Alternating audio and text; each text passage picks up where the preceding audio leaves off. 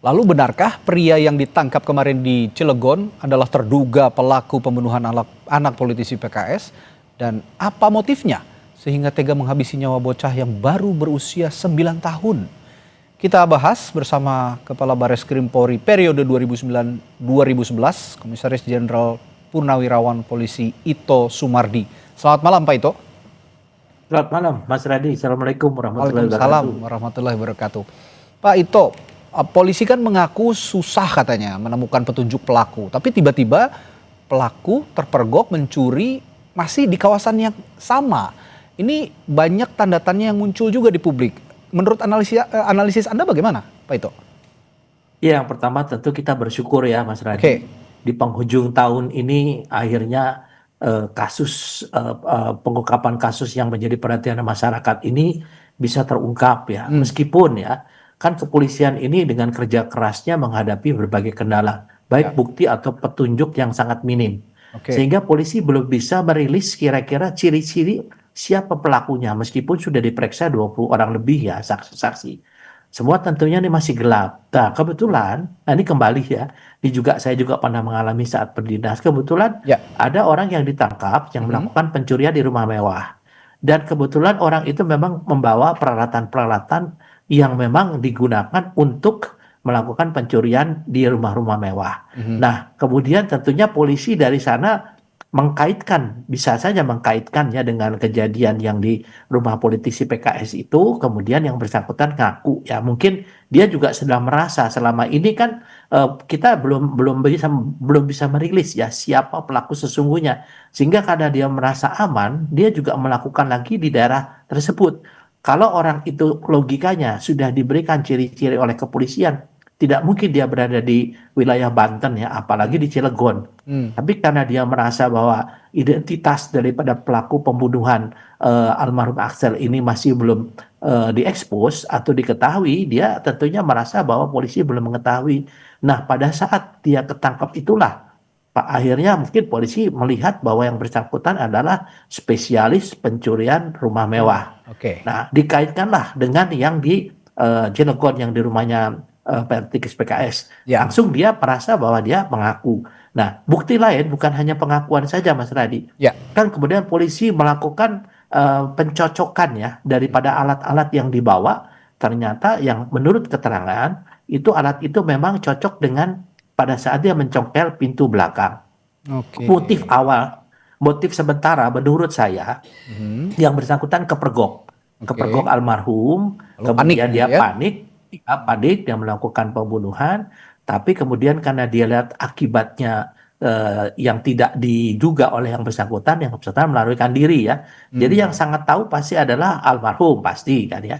Tapi karena almarhum sudah meninggal, yang bersangkutan masih merasa bahwa tidak ada yang tahu sehingga dia melakukan lagi. Karena memang pekerjaannya dia, meskipun dia adalah salah satu pegawai daripada perusahaan besar, tapi memang dia memang spesialis pencuri rumah-rumah mewah ya. Jadi ya kalau orang bilang lagi apesnya lah ya Mas Arief ya.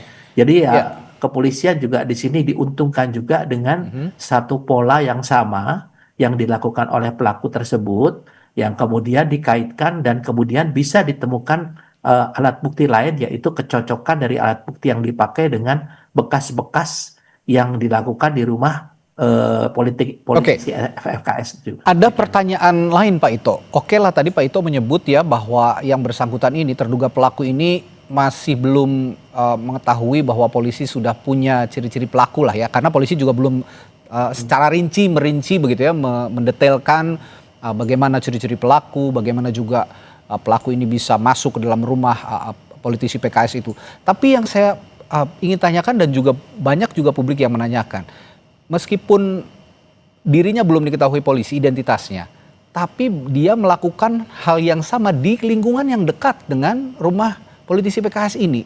Sebegitu beranikah pelaku pencurian rumah, spesialis pencurian rumah, terlebih dia sudah melakukan pembunuhan, melakukan pencurian di daerah yang sama? Itu kan akan sangat mudah sekali diketahui oleh polisi di jejaknya, Pak Ito. Ya, kalau saya mungkin berpikir gini Mas Radi ya. kalau orang belum diketahui dan dia tahu bahwa daerah itu adalah daerah perumahan elit ya, Mhm. yang tentunya kalau orang mencuri nggak mungkin mencuri di rumah-rumah yang sederhana, pasti yang rumah elit ya. Oke. Nah, dia ini melakukan tersebut karena dia merasa bahwa polisi itu belum tahu bahwa dia adalah pelaku pencurian di tempat rumahnya politisi PKS. Hmm. Nah, setelah dia tertangkap, kemudian tentunya polisi ini juga banyak ya dari anggota polisi yang mempunyai sense ya. Jadi Ya. naluri bahwa orang ini jangan-jangan melakukan pencurian di sana juga. Bisa saja ditanya, kamu melakukan pencurian di sana juga? Iya Pak. Nah, berarti sana ada jasa yang membunuh. Akhirnya dicocokkanlah barang-barang yang diperolehkan. Dia membawa juga alat yang untuk memanaskan gembok ya, kemudian pistol mainan dan mungkin ada alat lain. Hmm. Jadi yang dikatakan oleh Kapolsek Cilegon itu adalah dasar daripada pengembangan. Nah, Oke. tentunya di sini akan dikembangkan juga apakah memang yang bersangkutan itu adalah pemain tunggal ataukah Nah, dia ya. punya jaringan. Nah, nanti ini tentu saya yakin dari pihak kepolisian sudah memiliki banyak ya data memprofiling dan apakah yang bersangkutan memang residivis pernah terlibat kasus serupa. Hmm. Karena kalau saya melihat feeling saya Mhm. yang bersangkutan ini memang spesialis ya, memang Spesialis. sudah Oke. terbiasa. Ya, Nah, apakah eh, dia sudah tertangkap atau belum ya? ya. Nah, ini kan keluarga korban juga mengatakan tidak kenal dengan terduga pelaku ini ya. Ya. Jadi motif seperti dendam pribadi ini secara garis besar sudah tereliminasi begitu Pak Ito. Nah, berarti Ya. sementara ini Pak Ito meyakini bahwa dugaan kuat ini murni karena panik tadi ya Pak ya? Ya, ya itu saya juga pernah mengalami ya, Oke. pada waktu berdinas di beberapa daerah kasus yang serupa, bahkan orang sedang tidur dihabisi satu keluarga kan.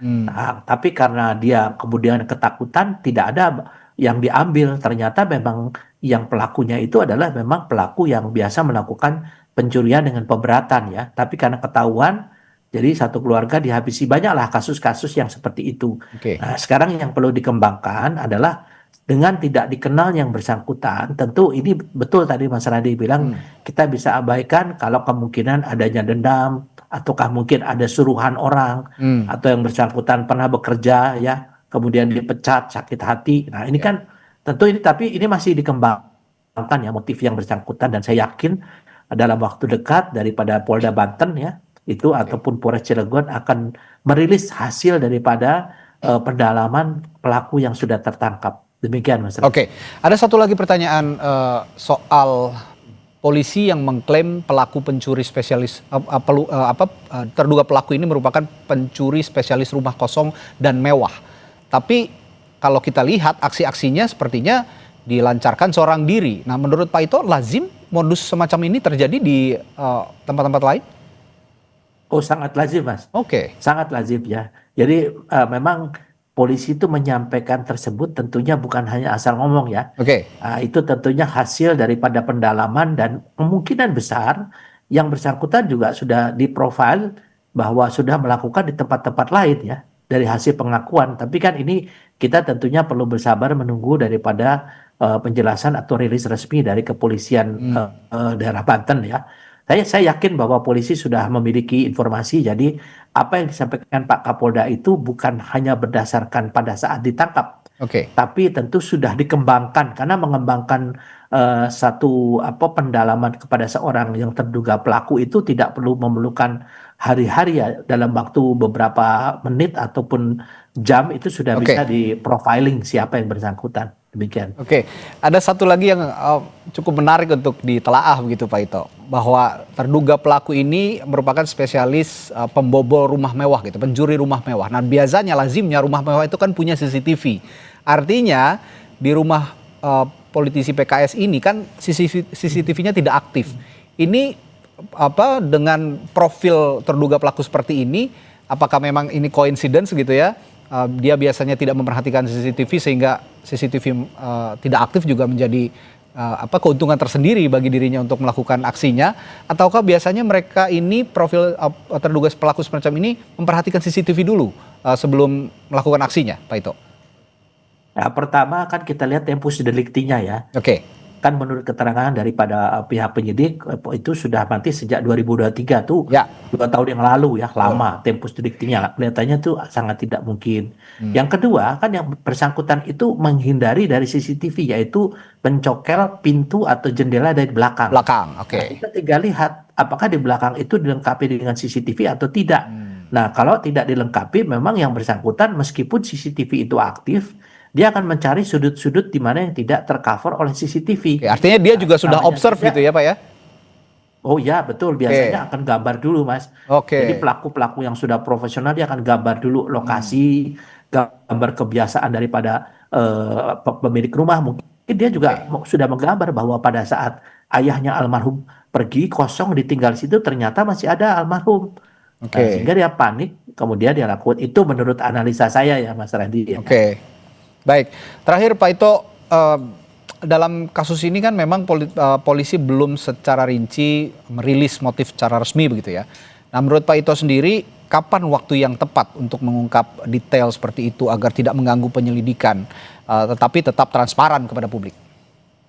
Ya, dalam teknik penyidikan ya, Mas Randy, itu Ya. ada hal-hal yang tidak disampaikan karena satu, jangan sampai ada barang bukti yang hilang. Yang kedua, jangan sampai kalau ini merupakan jaringan, tentunya Betul. kita juga tidak berharap nanti jaringannya akan bubar ya. Jadi banyak langkah-langkah kehati-hatian dan juga langkah-langkah yang tidak disampaikan melalui publik oleh penyidik tentunya ya. Kita berharap bahwa untuk kasus ini betul-betul akan merupakan kasus yang utuh.